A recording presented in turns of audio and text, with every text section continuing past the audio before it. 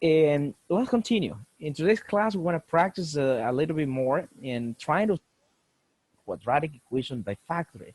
Why I said by factoring? Because we have different methods, guys, that we can use to factor this. The first one is by factoring. Okay, let's see this quadratic equation, y squared minus 16y plus 64. Excellent. But something weird is happening here. Okay, we get another term that is 81, guys. Okay, what do we have to do, guys? Remind that if we want to use a zero product property, guys, we need to have zero in the right side, zero product property. Okay, that means, guys, that number is pissing me off. I need to move all of this to the left side. Okay, plus 64. Okay, what is going to happen with that number, guys? 81. It's positive 81. What is going to happen? In this side, guys, I subtracted, it's going to be negative 81. Okay, this is my new expression, mister, but this is not a trinomial anymore. This is a polynomial. We have 4 terms polynomials. No, guys, what is going to happen with this, guys? You have these 2 numbers, guys. We simplify them. Okay, we can simplify them. Okay, let's try to simplify that out. Okay, y squared minus 16y. And what is the answer for this, guys? 64 minus 81.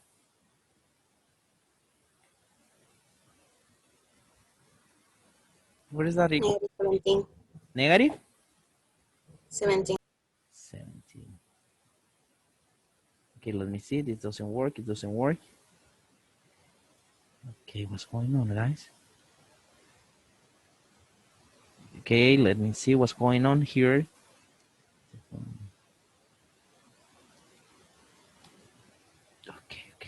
Okay, negative. Negative, right?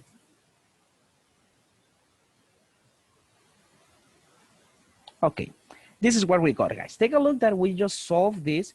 And now we have the trinomial, okay? We have this trinomial, okay? I have got 0 in the right side. I can factor this. Which method can I use, guys, in order to factor that out? Big X method. The big X method. Thank you. We can use the big X method to factor this trinomial. Okay, let's use it, okay? A times C, here we got B, right? Okay, let's tell me the values, guys. What is A times C? This number, right? Since the little coefficient is 1, it's negative 17, okay? 1 times 17 is negative 17. What is B? Negative 16. Thank you. So nice. Thank you. It's negative 16. All right. Now 2 numbers, guys, that you can multiply and get 17. Oh, it's a prime number. 17 times 1. Sure. Thank you, guys. And now I need to get, using these 2 numbers, can I get negative 16, guys? Can't I? Yes. Huh? Yes. If the negative 17 is negative, yeah. And the other is positive, right? Check it. Yeah. Negative 17 plus 1, I get negative 16. Okay, that is what I got. Okay, it's done, guys. Okay, let's factor that. Okay, let's factor it. Okay, we're gonna put, okay, 2 parentheses, 2 binomials equals 0. Okay, y squared can be factored as y and y. And I need to copy this. Negative 17, this is the first term, and positive 1. Okay, this is what I'm gonna get. Okay, now guys, take a look that I have 2 things multiplying and they are set to equal 0. What can I do? Can I use the property? Sure.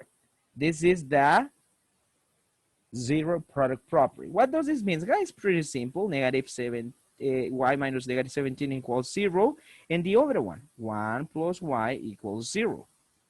Okay, you only said that equals to 0. And now solve for y, guys. Your goal is to let y alone in either of these 2 equations. Let y alone and tell me the answers. I finished. Okay, y is equals to what? Positive 17. Positive 17, excellent. And the other one? Negative 1. Okay, I can write here. Positive 17. Okay, what's going on here? Okay, I don't know what I did, guys. I can write right here. Okay, let me see. 17, I can write. Okay, 17, and the other one is y equals to negative 1. Okay, these are my solutions. Okay, if you substitute this, guys, if you substitute this in your original equation, 17 here, 17 here, you're gonna get that equals to 81. If you don't believe me, check it. All right, let's take a look at this one. Okay, we have this trinomial, but I have another expression in the right side. Okay, using this method, guys, that is factoring, your goal is to let all the variables and numbers alone in the left side, and in this side you need to have zero. Okay, zero. In this case, this expression is pissing me off. Okay, let's move it to the other side, guys. Okay, 9y squared. Okay, I'm gonna recopy this plus 18y. Take a look. Notice that this is 6y. Okay, therefore, we're going to put it here together. Okay, how can I move this 6y, guys, to the other side? How can I move it? Converting into the negative. Converting it into negative. Excellent. Thank you, the other one. And this negative 12, I just get it down because it was in the left side. I'm not going to move it, okay? And now, guys, since that I moved these numbers, this expression to the left side, I got nothing here. What is nothing, guys? Zero. Zero. Excellent. Okay, that's it. Let's move on. Okay, we have a 4-term polynomial in this case. No, guys. I don't know how to factor that so far. We can, but let's simplify, right? 9 squared. What can I simplify, guys? A positive 18y and negative 6y. We have 14. 12y. Okay, y's. Okay, 12 y's. They're like terms. I can simplify then. Okay, you have, I don't know, but sometimes this doesn't want to work. 18, guys, minus 6. That is, you told me? 12y. Okay, oh, take a look. Okay, 12. Okay. The problem with the app. Okay, this is 18 minus 6 is 12 wide, and the negative 12, guys, we only copy. Equals 0. Okay, now, guys, we need to factor this. Okay, we need to factor this out. Okay, let's take a look, guys. I have 9, 12, and 12. We can use the big X method. Is not going to work in this case at all, but we can use a trial and error. It's going to work, yeah, but instead of using the remind yourself 3. that we have a common factor. Okay, the trial and error is the last option, right? But in this case, you have 9. Okay, excellent. We have 9, we have 12, and we have 12. As you notice, we have a common factor. What is the greatest common factor, guys, of 9, 12, and 12? 3.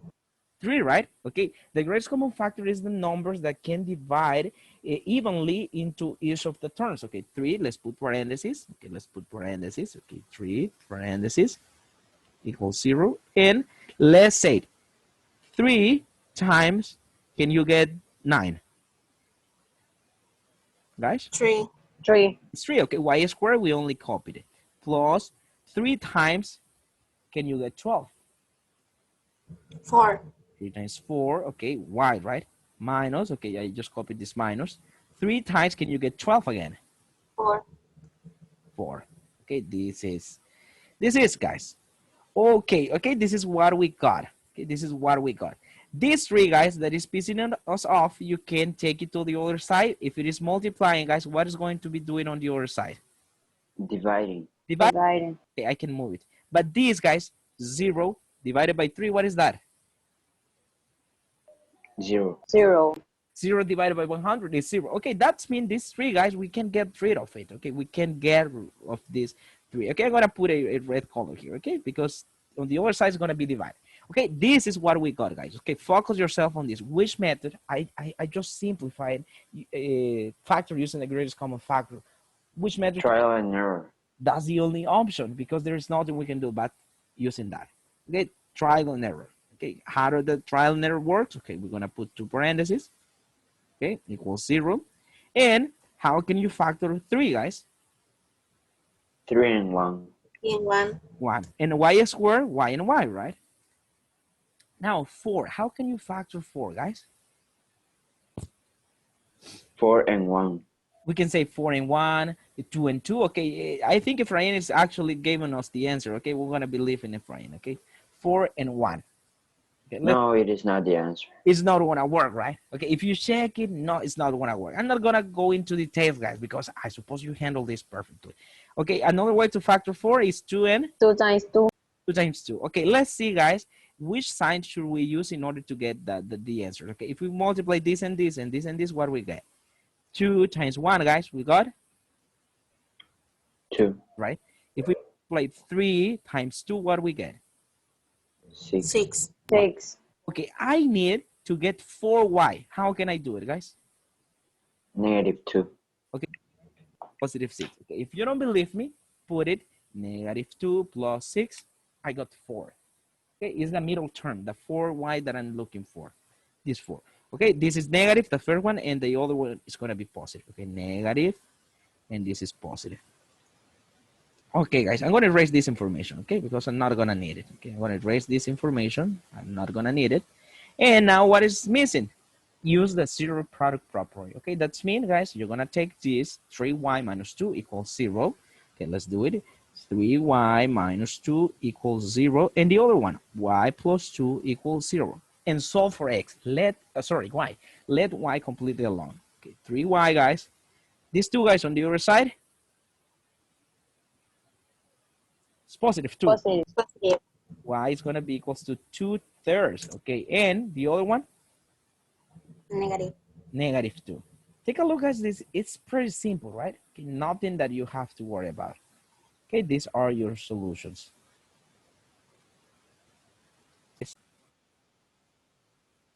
My dear students, take a look how easy this is, right?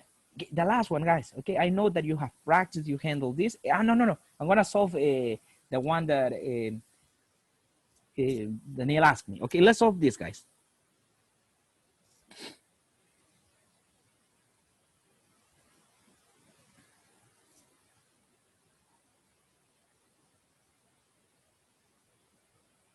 Okay, how would you solve this, guys? How can you solve it? This is weird, isn't it?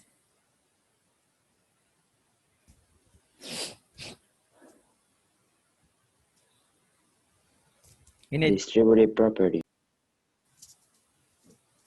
You can use the distributive property, but what can you notice? Take a look. You have something multiplying something equals to 0.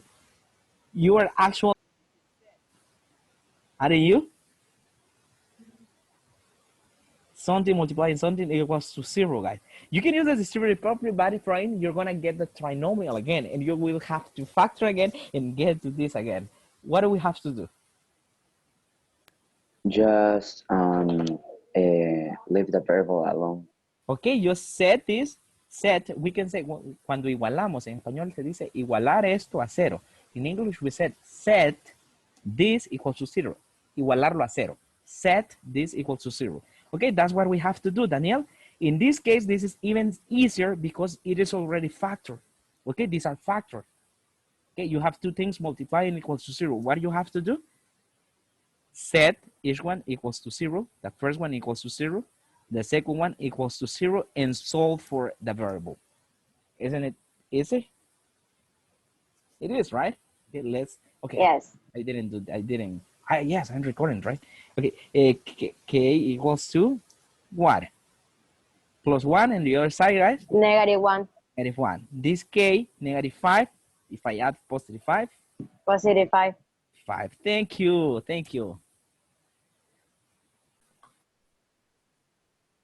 This could look a little bit different, but let's do it one step at a time. Okay, the first thing that we are solving by factoring. Okay, when we are factoring, we need to move all the variables in term along to the left side. Okay, this is -1 now, right? Equals 0. Okay, mister, this is not a trinomial. How can I factor that? Guys, it is not a trinomial. You cannot use the big X method. You cannot use the trial and error. But we have a special product. And what is this, guys? Difference Of a sum. of A square. square. Excellent. I don't remember. Different. You don't remember the name, but you remember that different of squares. Okay, let's see if it is actually different of a square. How do you factor? Put into parentheses, okay? And you're going to start factoring the first one. How can you factor x squared in perfect square? I mean, using the same. X and X. X and X. Can you factor 1, guys, using the same number? Perfect. Mm, 1. or yeah, 1. Okay, 1 and 1. Now you got it. One is positive and the other is negative. Do you remember that, guys? And we use the formula. And now, yes. Now, take a look what we got. Okay, we have something times something equals 0. We need to set each of these terms equals to 0. X plus 1 equals what? Equals 0. And the other one, x minus 1 equals 0. And let the x alone. Piece of cake, right? X is going to be equals to -1. And Negative 1 and x is going to be 1, 2. okay, these are my solutions. So let's tackle the last example. We have m squared minus 16 equals to 0. Efrain just asked me, Mr., how can we identify when or how or why we should use the difference of squares, triangle, and big X method, and a lot of methods. So the answer is, guys, when you have a binomial like this, two terms binomial, the m squared or the variable square n minus difference minus another number that is a perfect square, you have to use this. Take a look, 16, guys, you can factor it as 4 and 4, right? Okay, that is the idea, guys. When you only have a binomial formed by the quadratic term and the constant term, okay, equals 0. Let's factor. How can you factor m squared? What is the square root of M and M. m, right? Thank you. What is the square root of 16? 4 and 4. 4 and 4. Okay, this is how you can factor. Take a look that it's noticeable that you get to see that is one is positive, the other is negative. Okay, this is how do you factor. And now you only use the zero product property. Okay, m to 0 and minus 4 equals 0. M is going to be equals to what? Minus 4. Negative 4. The other one? Positive 4. Okay, and these are the solution for this quadratic equation.